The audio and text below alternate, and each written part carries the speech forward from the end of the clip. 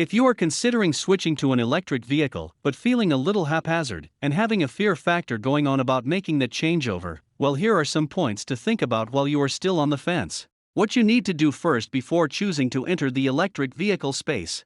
Do your research on the range, how long you want to go before recharging. Do you plan on going long distance driving often? Then you want to go with a long range electric vehicle, at least 250 or more. Are you brand particular? Tesla, Kia, Ford, Audi, BMW, etc. That choice is up to you since almost all vehicle manufacturers have at least one electric vehicle in their lineup. Size and style are other things to consider. Are you a person who likes sedans, SUVs, or pickup trucks? What to do with your current vehicle? Decide what you are going to do with your current vehicle, keep it, trade it in, or sell it.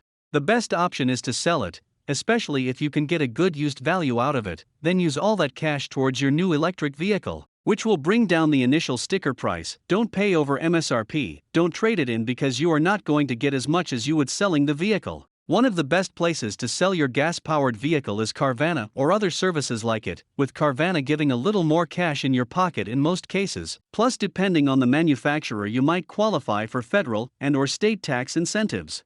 How to prep your home for an electric vehicle. Prepare your home for your new electric vehicle before you drive it home. If you have a green light on everything, and you are ready to go, then depending on the living arrangement you want to make it possible to be able to charge at home most of the time. Now that's easier done if you own your home, but renting an apartment or house might be a little more challenging. If you are renting a house, the landlord might be okay with you installing a NEMA 1450 plug in the garage, which is much faster than the AC outlet. To sweeten the deal, you can let the landlord know that this could be a benefit to them renting the home in the future to potential electric vehicle owners. You can maybe make a deal with the landlord to split the installation cost because, in the long run, the landlord is going to win long after you have moved out. In an apartment complex, you might not have the same flexibility, but it's not the end of the world. You probably have to recharge at public charges, but if you are lucky, maybe the owners of the apartment complex will let you install an outdoor charging station, or maybe you can convince them to do it for the benefit of attracting future electric vehicle owners who would want to rent a unit.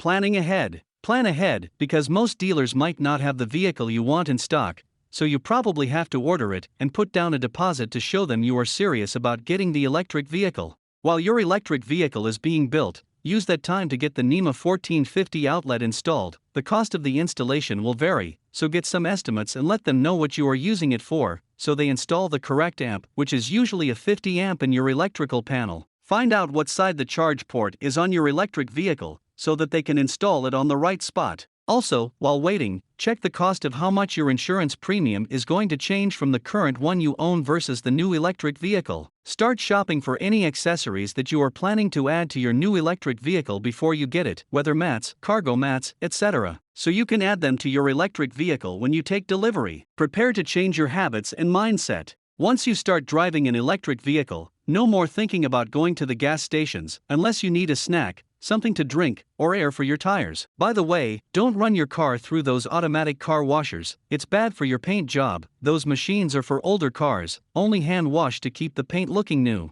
Next, no more keeping up with maintenance like oil changes, tune-ups, and that dreaded check engine light.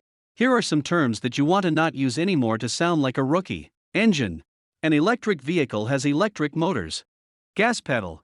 An electric vehicle has an accelerator pedal. How to charge your electric vehicle. Charging can be easily done at home, on the road at DC fast chargers, some hotels, and even some job sites, if available.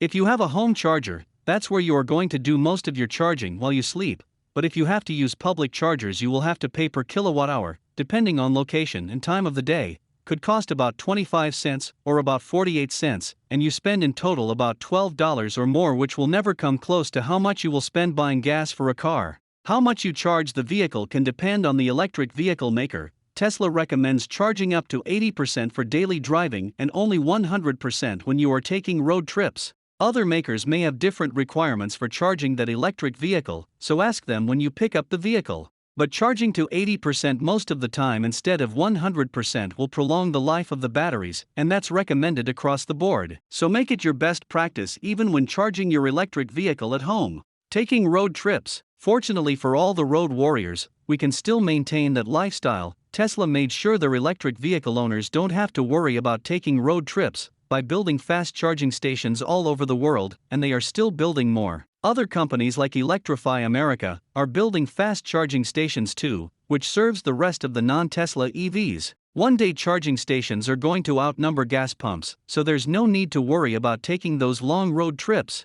About regenerated braking. This will take some time to get used to. If you have never experienced regenerated braking, this is when the vehicle slows down and eventually comes to a complete stop, and use the energy it takes to perform the task to put it back in the battery, giving you back a little more range on your journey. Some EVs will let you control how much regenerated braking you use, while other EVs don't have any adjustment settings. You can try it to see if it's for you. If not, you can turn it off, which you can definitely do. Final thoughts.